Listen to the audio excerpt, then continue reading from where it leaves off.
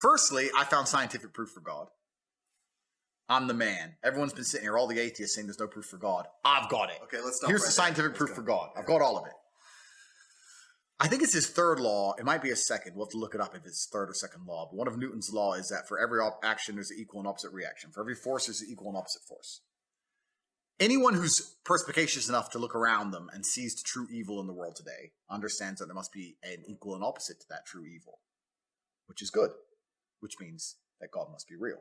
If all of the evil in the world today is the act of the demons and devil, and people will try and pretend it isn't, but if you truly understood things like the elites making you miss your grandma's funeral to laugh at you, like cutting up the dicks of kids because of a psyop on the Disney Channel, when you truly understand the level of evil in the world today, then you must understand the only equal and opposite force can be God.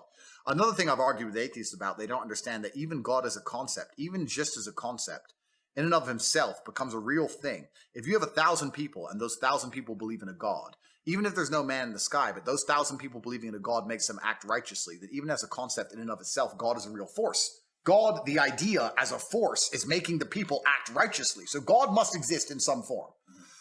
So I understood that the thing that made me stop being an atheist is simply the amount of evil I saw around me. I was like, if this much evil, if Satan is going to appear, if Satan appears in front of you, you're going to have to say, okay, well then God must be real.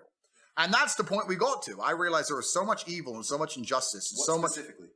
It's just the endless, genuine, deliberate attempts at destroying the baseline morality of humans. Just making us believe that to the point where pedophilia isn't even bad anymore.